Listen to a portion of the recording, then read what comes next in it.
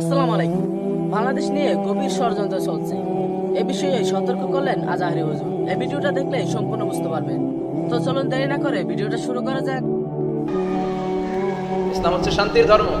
আমরা সবসময় সাম্প্রদায়িক সম্প্রীতি, ভালোবাসা এটাতে বিশ্বাসী।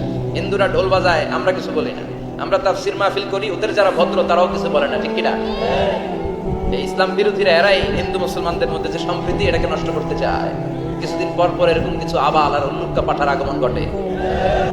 ওরা আমাদেরকে মানবতার কথা শেখায়, ওরা আমাদেরকে গণতন্ত্র শেখায়, ওরা আমাদেরকে শান্তির কথা শেখায়।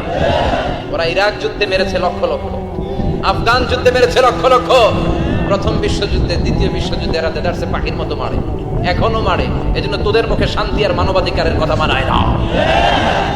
শান্তি আর মানবাধিকারের কথা মানায় বিশ্বনবীর মুখে, যিনি শান্তি কাকে বলে, মানবাধিকার কাকে বলে, গোটা বিশ্বের মানুষের চোখে আঙ্গুল দিয়ে শিখিয়ে গিয়েছে।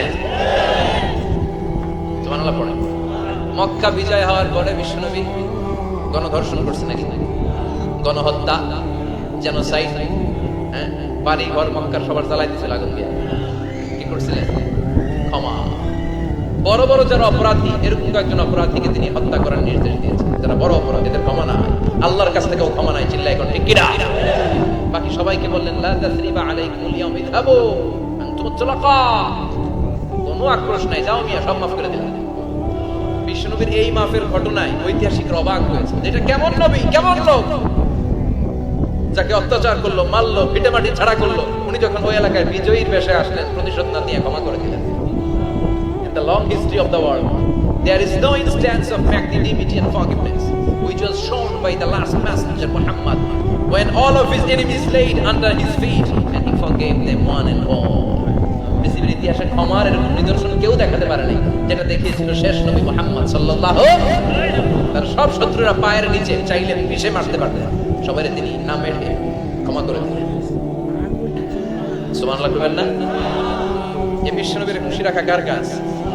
যেখানে বিশ্বনবী হতাশ, যেখানে বিশ্বনবীর মন খারাপ, বিশ্বনবীর মন ভালো করে দেয় কে? এজন্য আল্লাহ বলেন, বলে সাউফা ইউতিকা রাব্বুকা, অচিরেই আপনার রব আপনাকে এমন এমন জিনিস দান করবে নবী, এগুলো পেয়ে আপনি খুশি হয়ে যাবেন। কিভাবে নবী খুশি হয়েছে, কিভাবে নবীর আল্লাহ খুশি রাখবে, শুনবেন শুনবেন শুনবেন? দেখেন, খেয়াল করে বুঝতে হবে কিভাবে আল্লাহ তাআলা বিশ্বনবীকে খুশি করেন। দেখেন, বিশ্বনবীর প্রথম কোথায় খুশি করলেন? বিশ্বনবী মক্কার জমিনে দাওয়াতি কাজ যখন শুরু করলেন, তিনি দেখলেন বিশ্বনবী খুব ভালো অ্যানালাইসিস করতে পারতেন। তিনি মক্কার সোসাইটিটাকে, সমাজটাকে বিশ্লেষণ করে অ্যানালাইজ করে উনি দেখলেন যে এই মক্কায় দাওয়াতি কাজের একটা শক্ত অবস্থান নিতে হলে দুইজন লোকের একজন আমার চাই। সুবহানাল্লাহ পড়েন। কি বিশ্লেষণ শক্তি, কি চিন্তা শক্তি! উনি খেটে ফেললেন, উনি বুঝে ফেললেন সবাইকে দেখে যে দুইজনের একজন আমার সাথে না থাকলে আমার দাওয়াতি কাজ চালানো কষ্ট হয়ে যাবে।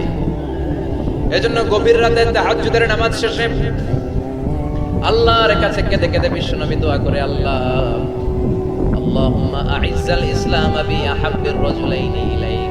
আল্লাহ, দুইজন লোকের, যেই লোকটারে তোমার দরবারে মকবুল মনে হয়, ভালো লাগে, পছন্দ হয়, তাদের একজনকে ইসলামের ভেতরে ঢুকিয়ে দিয়ে ইসলামকে তুমি বিজয় দান করে দাও। ও আল্লাহ, দুইজনের একজনকে আমার চাই। একজন হলো আবি জাহাল ইবনে হিশাম, হিশামের বেটা আবু জাহাল, আর উমর ইবনে খাত্তাব অথবা খাত্তাবের বেটা উমর। সুবহানাল্লাহ পড়ো। সাথে সাথে দোয়া কবুল করলো কে? কার জন্য করলো? নাকি আবু জাহেলের জন্য? আবু জাহেলের চোখের সামনে পর্দা ছিল, ও পর্দা সরায় না, ওর অন্তরে পর্দা, ও পর্দা উঠে সত্যটা দেখতে চায় না। এজন্য ওর জন্য গোটা বিশ্ববাসীর আছে ঘৃণা। ও যেখানে মারা গেছে, ওর যেখানে জন্মস্থান, ওইখানে সৌদি সরকার ল্যাট্রিন বানাই দিচ্ছে। ঘৃণার প্রতীক। ওইখানে তো অন্য কিছু বানাইতে পারতে পারে, ল্যাট্রিন বানাইতে যাবে কেন? গোটা বিশ্বের মানুষ যায় যেন এটা ভরাই দিয়ে আসতে হবে।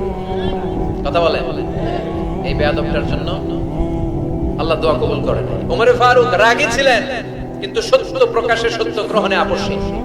সত্য দেখলেই উনি মেনে নিতেন। এটা জাহেলি যুগে ওনার মধ্যে এই গুণ ছিল। আল্লাহু আকবার।